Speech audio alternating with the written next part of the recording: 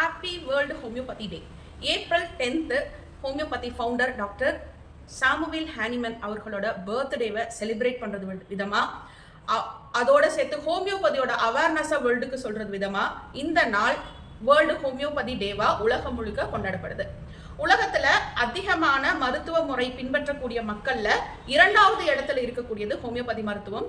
உலகம் முழுவதும் பரவி இருக்கக்கூடிய இந்த அற்புதமான மருத்துவ முறையை கண்டுபிடிச்ச மாமேதை டாக்டர் ஹானிமன் அவர்களோட பிறந்த நாள் கொண்டாடும் விதமா இதை நம்ம செலிப்ரேட் பண்றோம். ஹானிமன் அவர்கள் ஜெர்மன் நாட்டில் பிறந்த ஒரு அலோபதி டாக்டர்.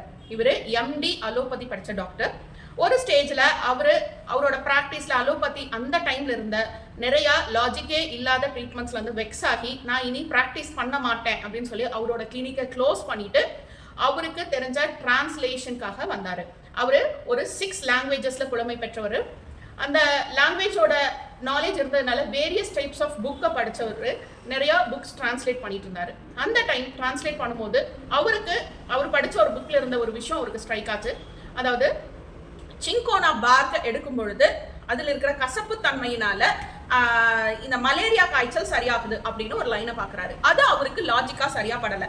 அது எப்படி கசப்புத்தன்மை இருக்கிறது எப்படி மலேரியாவை குணப்படுத்தும்? கசப்புத்தன்மையோட நம்ம உலகத்துல நிறைய பிளான்ஸ் இருக்கு, அதை சாப்பிடும் போதெல்லாம் அது குணமாகாது. எப்படி இந்த சின்கோனா பார்க் எடுக்கும் போது மட்டும் சரியாகுது? இதை நம்ம ப்ரூவ் பண்ணி பார்ப்போம் அப்படின்னு அவர் சின்கோனா பார்க்கோட ஜூஸை தொடர்ந்து சில நாட்களுக்கு குடிச்சு பார்க்குறாரு. அப்ப அவருக்கு ஒரு பெரிய ஒரு விஷயம் நடக்குது. அது என்னன்னா மலேரியா மாதிரியான சிம்டம் அவரோட உடம்புல ஸ்டார்ட் ஆகுது. குளிர், காய்ச்சல், மலேரியால என்ன நல்லா இருக்குமோ அதெல்லாம் சின்கோனா பார்க் எடுக்கும் போது அவர் பாடியில நடக்குது. இதுதான் ஹோமியோபதி ஸ்டார்ட் ஆகிறதுக்கான ஒரு முக்கியமான பாயிண்ட். அப்ப அவர் ஒரு கன்க்ளூஷன் வராரு. இந்த சின்கோனா பார்க் மலேரியாவை ஏன் சரி பண்ணுதுன்னா அது ஹெல்த்தி ஹியூமன் பாடியில மலேரியா லைக் சிம்டமை உருவாக்குது. அப்போ எந்தெந்த பொருளெல்லாம் நம்ம ஹெல்த்தியா இருக்கும் போது எடுத்துக்கும் போது வர சிம்டம் எல்லாம் வருதோ அந்த மாதிரியான டிசீஸ்க்கு இந்த மருந்துகளை கொடுத்தோம்னா அந்த டிசீஸை இது கியூர் பண்ணும். அதுதான் லைக்ஸ் கியூர்ட் பை லைக்ஸ். சிமிலியா சிமிலிபஸ் கியூரண்டர் அப்படிங்கிறதா ஹோமியோபதியோட தத்துவம். எந்தெந்த பொருட்கள் ஒரு ஹெல்த்தி ஹியூமன் பாடியில கொடுக்கும் பொழுது சிம்டமை ப்ரொடியூஸ் பண்ணுது, என்ன மாதிரியான சிம்டம்ஸ் ப்ரொடியூஸ் பண்ணுதோ டிசீஸ்ல அந்த மாதிரியான சிம்டம்ல அந்த மருந்து எடுத்தா அந்த நோய் சரியாகும். இதுதான் ஹோமியோபதியோட தத்துவம். இந்த தத்துவத்தை வெளியே கொண்டு வந்ததுக்கு அப்புறம் அவர் நிறைய ஆராய்ச்சிகள் பண்றாரு. நிறைய புதிய மருந்துகள் அவரோட உடம்புலையும் அவரை சார்ந்தவங்களோட பாடியிலையும் ப்ரூவ் பண்ணி பார்த்து கொஞ்சம் கொஞ்சமா டெவலப் பண்ணதான் இந்த ஹோமியோபதி மருத்துவம். இது அவரோட கிளினிக்கு நிறைய பேஷண்ட் ஹோமியோபதி எடுக்க வர ஆரம்பிக்கிறாங்க. அவரு ஜெர்மனில ரொம்ப புகழ்பெற்ற டாக்டரா மாறுறாரு. ஹோமியோபதி கொஞ்சம் கொஞ்சமா பரவுது.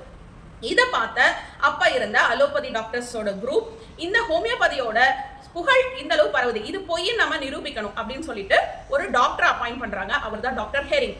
டாக்டர் ஹெரிங் வந்து ஹானிமனோட இந்த புதிய மருத்துவத்தில் இருக்கிற தவறுகளை நீங்க எடுத்து எழுதுங்க, அப்பதான் மக்களுக்கு இந்த மருத்துவம் தப்புன்னு நம்ம கொண்டு போய் சேர்க்க முடியும் அப்படின்னு டாக்டர் ஹெரிங்கை அனுப்புறாங்க. டாக்டர் ஹெரிங்கும் அவரு ஹானிமனோட புக்கை படிச்சு அவரு சொன்ன விஷயங்கள் எல்லாம் தவறு அப்படின்னு சொல்லி ஒரு கட்டுரையும் எழுதி முடிக்கிற சமயத்துல ஹானிமன் சொன்ன ஒரு கருத்து அவருக்கு ஸ்ட்ரைக் ஆகுது. நம்ம ஒரு கன்க்ளூஷன் வரணும்னா நம்ம அதை எக்ஸ்பீரியன்ஸ் பண்ணியிருக்கணும். ஓனா எக்ஸ்பீரியன்ஸ் பண்ணி ஒரு விஷயம் நம்மளுக்கு புரிஞ்சாதான் உனக்கு கன்க்ளூஷன் வரணும் அப்படிங்கிற ஒரு கருத்துக்கு மட்டும் ஹானிமனோட கருத்துக்கு மட்டும் ஹெரிங் வந்து ஒத்து போறாரு. ஸோ நம்ம இதை கன்க்ளூஷன் எழுதுறதுக்கு முன்னாடி இந்த ஹோமியோபதியில் அவர் சொன்ன சின்கோனா பார்க் உண்மையாவே மலேரியா மாதிரியான சிம்டம் ப்ரொடியூஸ் பண்ணுதான்னு நம்ம சாப்பிட்டு பார்த்துருவோம் அப்படின்னு சொல்லிட்டு சின்கோனா பார்க்க ஓனா சாப்பிட்டு பார்க்குறாரு.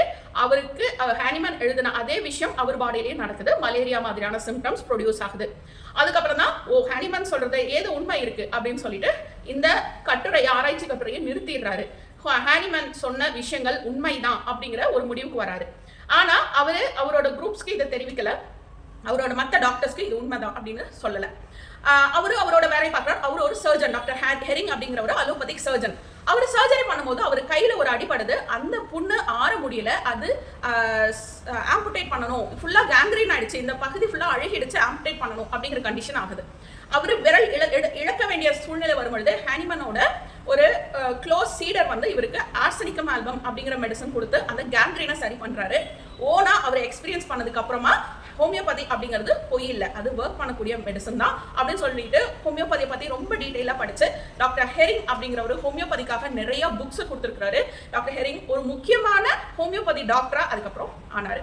இந்த மாதிரி ஹோமியோபதிங்கிறது இதை பார்த்துட்டு இருக்கிற உங்களுக்கும் உங்க வாழ்க்கையில பல விஷயங்களை மாத்திருக்கும், பல நோய்கள் இருந்து உங்களை மீட் எடுத்திருக்கும், பல மனச்சிக்கல்ல இருந்தும் உடல் சிக்கல்ல இருந்தும் உங்களுக்கான ஒரு வீடியோல கொடுத்துருக்கோம். ஸோ இந்த ஹோமியோபதி நாளை நம்ம வேர்ல்டு ஹோமியோபதி தினமாக கொண்டாடுறோம். நன்றி.